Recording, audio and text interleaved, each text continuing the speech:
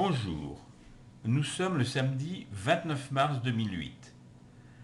La semaine boursière, si j'ose dire, n'a compté en fait que 4 jours puisque le lundi de Pâques était férié ainsi que vous le savez. Le CAC pendant ce temps a progressé de 3,07%, ce qui est remarquable. Alors va-t-il reprendre sa hausse déjà lointaine ou va-t-il continuer la baisse qu'il a entamée depuis déjà un certain temps, vous le voyez ici? C'est là qu'est la question.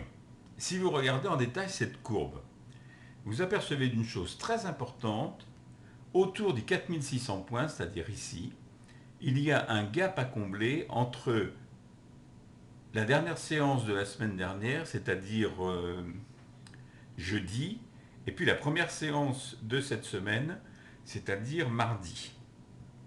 Il faudra se souvenir de ça. C'est autour des 4600 points.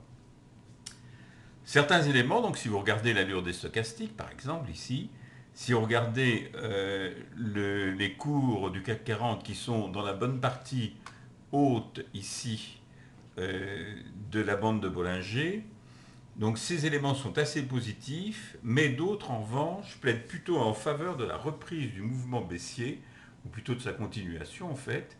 Regardez l'allure de la moyenne mobile à 150 jours, regardez par exemple les volumes qui sont un petit peu tristounés quand même, et puis regardez l'allure aussi de la moyenne mobile 20 et de la bande de Bollinger. Je vous avais précisé des choses, je vais finalement quand même vous en parler un petit peu sur la newsletter écrite. J'ai fait un deuxième croquis en fait avec ceci qui est quand même assez important, c'est-à-dire des limites qui sont des supports ou des résistances. Ici vous le voyez, le CAC est arrivé à un support, il a donc toutes ses chances de repartir en direction de la résistance, ce qui fait un élément de plus pour plaider pour la baisse du CAC la semaine prochaine. Alors, dans le cadre de la continuation, si vous voulez, de l'analyse des actions du CAC 40 les unes après les autres, la semaine dernière, je vous ai parlé de Carrefour. Qu'est-ce qu'est devenu Carrefour? Ici, il est évident que j'ai eu raison. L'action Carrefour a effectivement bien grimpé. Mais est-ce que ça va continuer? Là, j'en doute. J'en doute parce que cette grimpette, en quelque sorte, n'est quand même pas fabuleuse. C'est pas ça, hein. C'est ça. Deuxième chose, les volumes ne sont pas fameux. Troisième chose, les stochastiques ont l'air de vouloir se croiser, mais peut-être pas tellement dans le bon sens. Donc, rien ne prouve que l'action Carrefour va continuer à progresser cette semaine. Elle risque au contraire plutôt de stagner, peut-être même de s'inverser si j'en crois ce que j'ai vu sur les stochastiques. Alors cette semaine, je vous propose d'examiner d'un petit peu plus près une autre action du CAC 40, toujours dans l'ordre alphabétique, c'est Crédit Agricole. Crédit Agricole, vous avez remarqué, Crédit Agricole, regardez bien ça, Crédit Agricole évolué pendant très longtemps, disons jusqu'à la mi-mars, dans la partie basse de la borne de Bollinger, et puis elle est remontée il n'y a pas très très longtemps, disons dans cette partie haute. Il n'empêche que cette semaine, elle a un peu stagné quand même, l'action du Crédit Agricole, et on ne peut pas dire qu'elle a été très très bénéfique à ses investisseurs. Ici, c'était au contraire plutôt les vendeurs qui l'ont emporté, même s'ils n'étaient pas très nombreux. Le mouvement des stochastiques semble indiquer qu'il va y avoir une reprise de la baisse.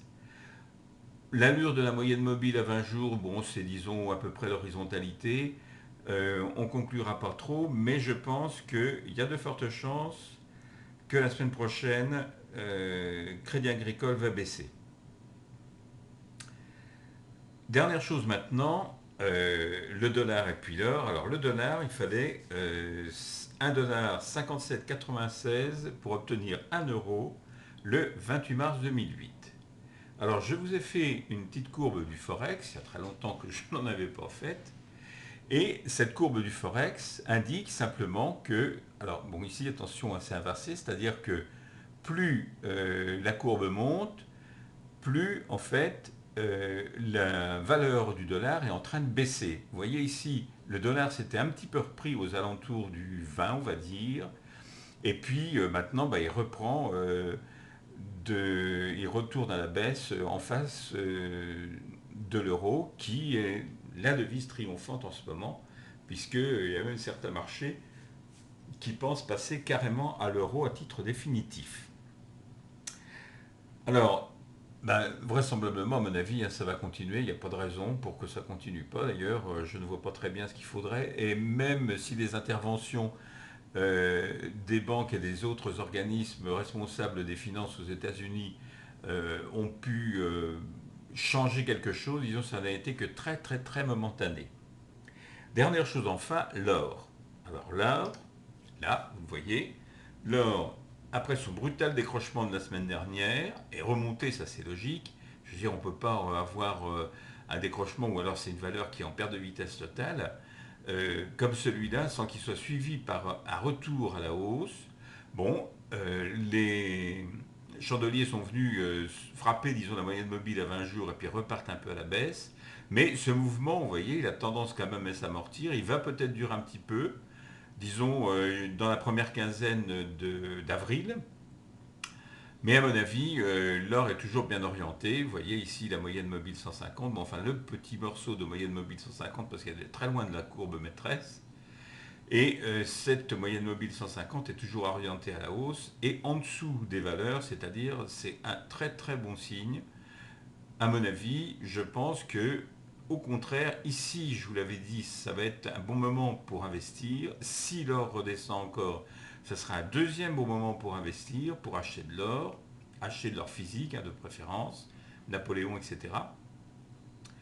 Ou alors investissez carrément dans des fonds, comme celui dont je vous ai déjà parlé. Mais vraisemblablement, l'or est reparti pour aller à 1000, je ne sais pas, 1000 dollars l'once, peut-être 1500 dollars l'once, certains même le voient à 2000. Moi, je veux bien. Je ne suis pas Madame Soleil, puisque cette brave femme est décédée il y a fort longtemps. Mais il n'empêche que c'est très, très, très possible.